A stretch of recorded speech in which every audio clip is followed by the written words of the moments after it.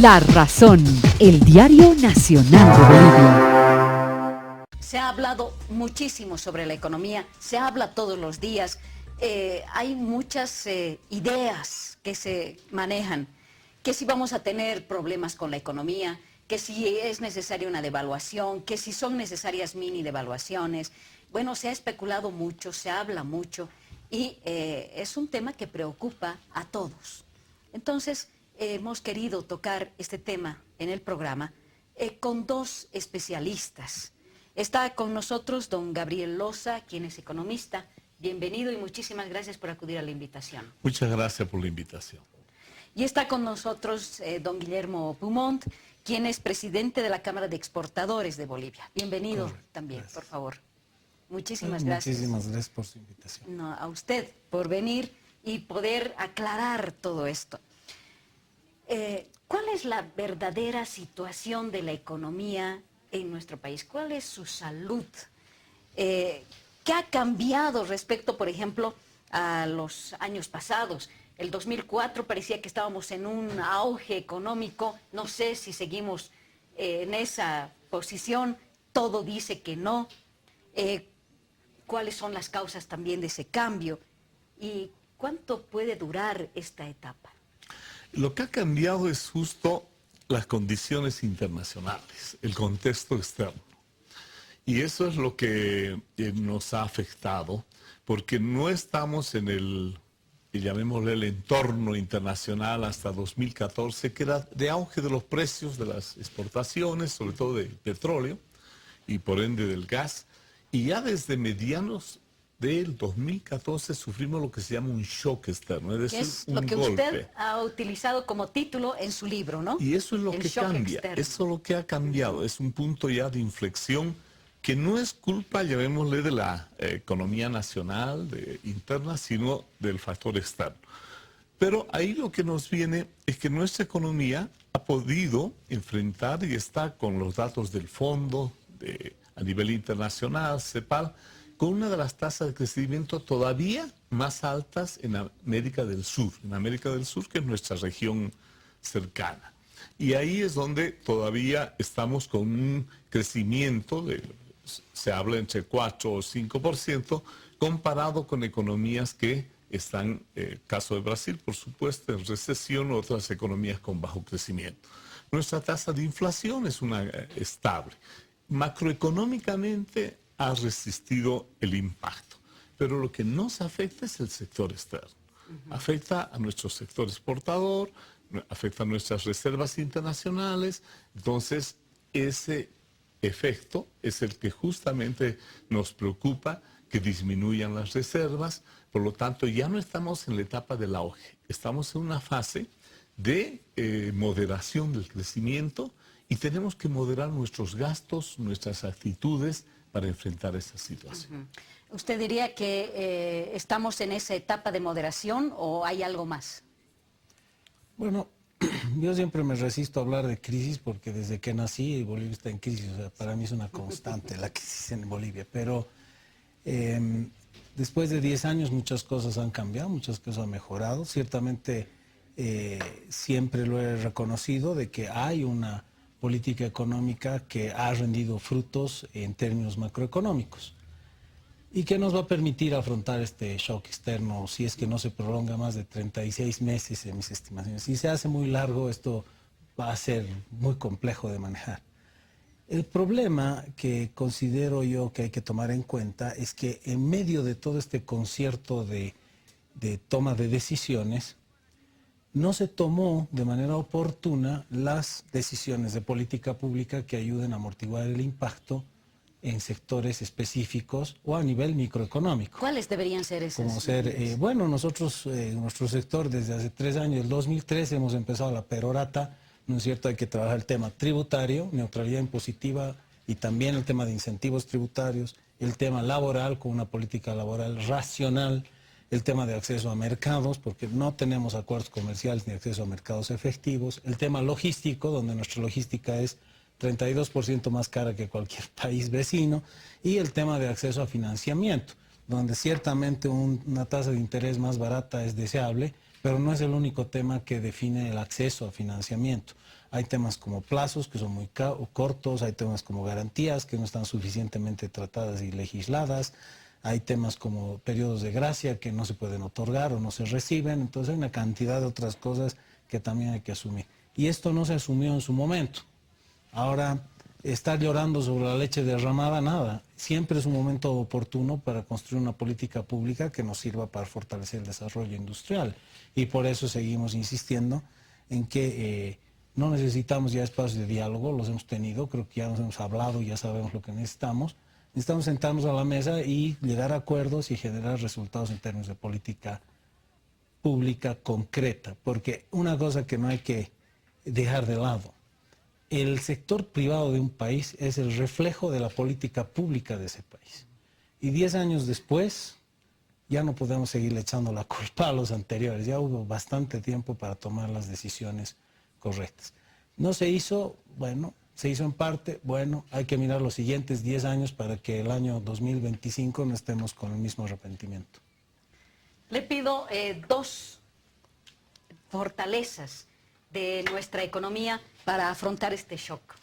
Bueno, la primera es las reservas internacionales, desde el punto de vista relacionado siempre con ¿quién? Con el Producto Interno Bruto, con el tamaño de la economía, son las más elevadas, siguen siendo, bueno, antes era más del 40% y ya ha disminuido un 38, 37%, por lo tanto es una fortaleza que se va disminuyendo. O sea, no es una fortaleza permanente, sino nuestra defensa, ¿no? Antimisiles va disminuyendo, se va debilitando.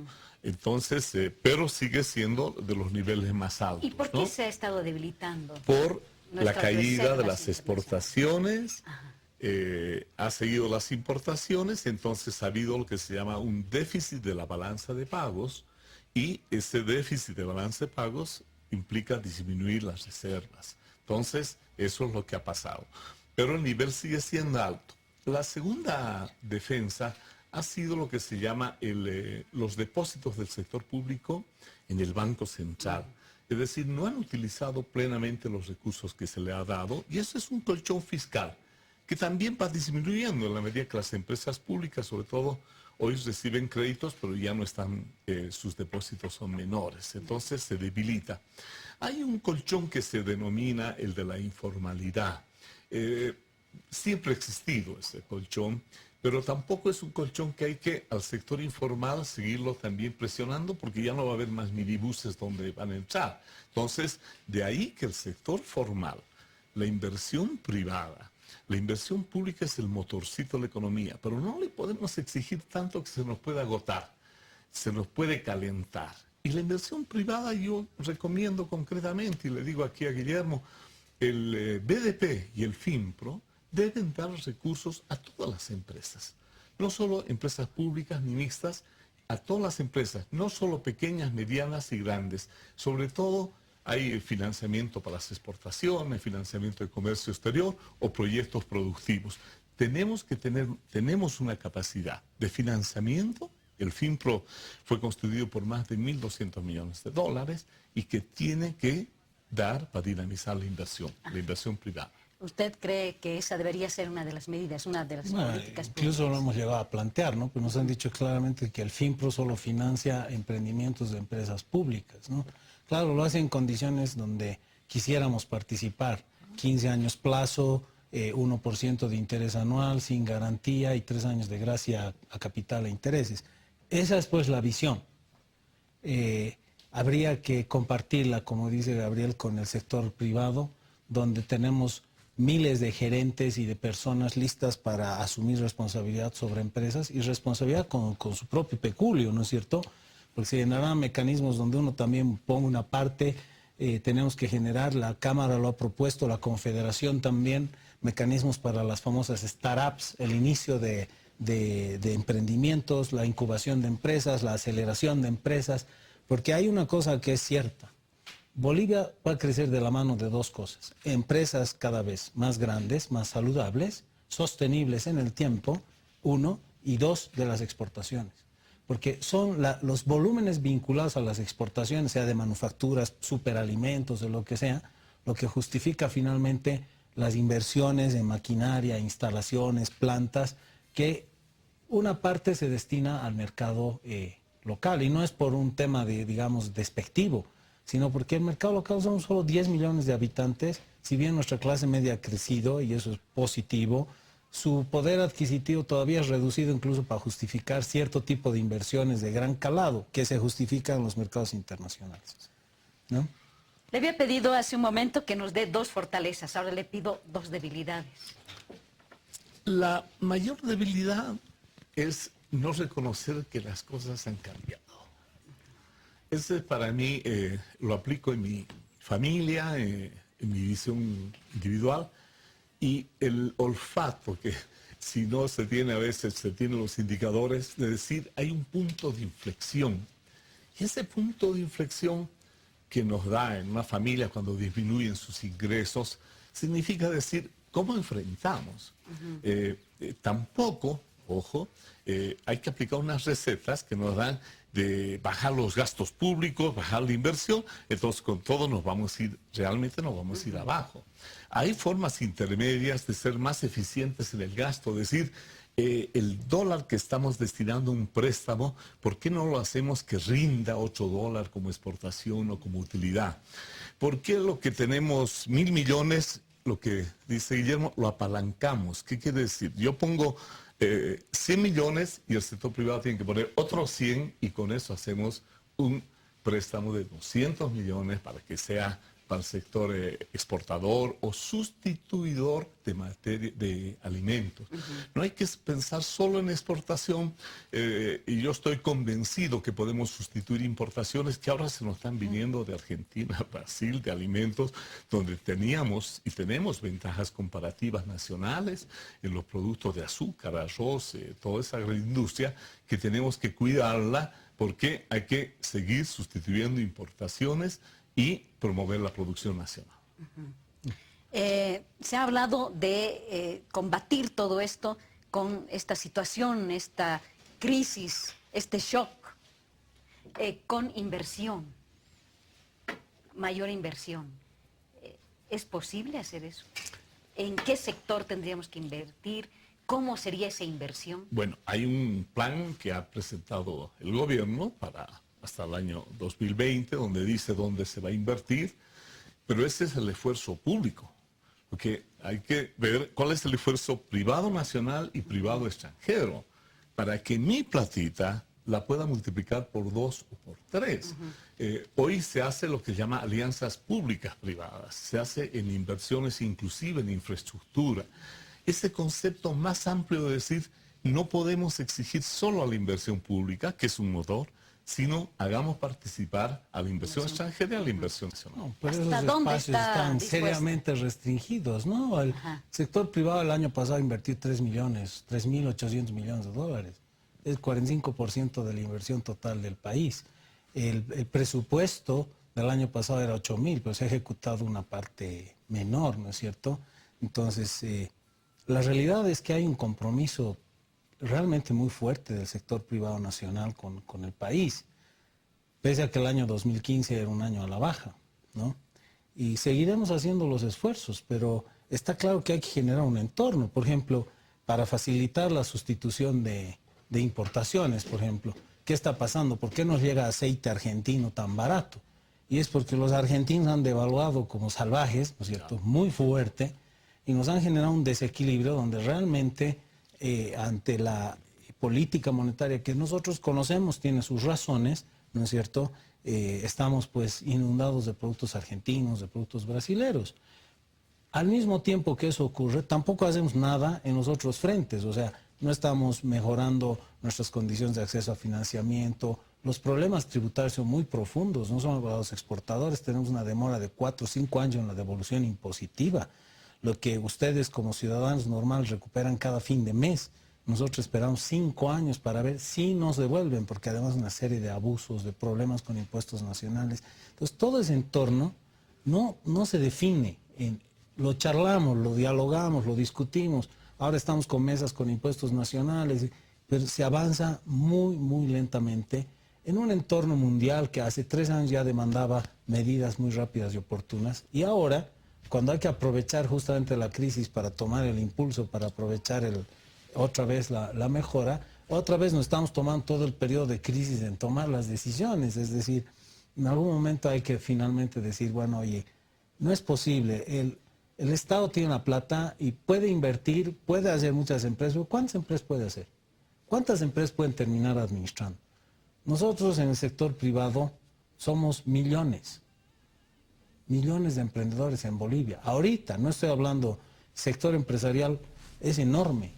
La capacidad de emprender en Bolivia es enorme. Nunca la hemos aprovechado, nunca la hemos dirigido, nunca la hemos fortalecido. Siempre hemos preferenciado empresas pequeñas antes que grandes. Cuando lo pequeño es lindo, pero no es eficiente. Y ese es un problema de política pública que hay que corregir urgentemente. Hay otra posición que se ve que hay criterios encontrados, y es el del tipo de cambio. ¿Se debería mantener, se debería cambiar? Bueno, una de las recomendaciones del libro es justamente que cuando uno tiene esas amenazas externas, ¿qué es lo que tiene que hacer? Tiene que utilizar todos los instrumentos que tiene para atenuar los efectos, para enfrentar mejor. Y uno de los instrumentos es el tipo de cambio. Entonces, la política cambiaria no puede decirse no voy a usar. La política cambiaria es como la política de tasa de interés, la política tributaria, y yo no puedo decir no voy a usar un instrumento. Entonces, lo primero que mentalmente tenemos que decir, tenemos que usar todos los instrumentos disponibles. Y justamente el tipo de cambio es un instrumento que ve la relación del país, una hacia afuera, en términos de precios, de competitividad, de problema de lo que le pasa a los vecinos, y hacia adentro, porque también es un precio clave en la economía. Porque no es cosa mover el tipo de cambio, se le van a subir los salarios, se sube el costo, y lo que pensaba ganar, como en el pasado, se le va a ir por la otra mano. Por lo tanto, la idea es un tipo de cambio estable, pero programado. Programar significa bajar las expectativas, porque en el momento que se mueve un centavo, la casera nos va a decir, se va a mover 2, ya subió a 2, a 15, a 20. Es una cultura también de la especulación. Si tú haces un tipo de cambio programado, una tabla, y se dice, al igual que con la inflación, tenemos una meta cambiaria de vamos a llegar con una variación cambiaria pequeña, a que cada periodo hasta llegar a un 5%, por ejemplo, a fin de año, le estamos dando credibilidad. ¿Por qué? Tenemos reservas. Tenemos 12.000 millones de dólares para decir voy a sostener el tipo de cambio con eso. ¿Y qué me hace mentalmente? Que tengamos flexibilidad. Porque uno dice va a provocar inflación, pero si la inflación sube, los precios suben todos los días. Usted puede ver los precios de distinta forma, por supuesto. Hay otros que bajan porque los precios tienen que ser flexibles. Entonces no le puede achacar al tipo de cambio el tema solamente de la inflación. Tiene un efecto, pero un efecto programado y un efecto limitado, porque las salteñas le subieron a uno de 5 a 6 y el tipo de cambio no se ha movido. Se mueven las tarifas o los ingresos de los choferes y el tipo de cambio no se mueve. Tipo de cambio no hay que usarlo como una amenaza que va a mover inflación, sino que si se hace programado, vamos a poder tener un instrumento que es de defensa del país para exportar y para sustituir importación. Perfecto.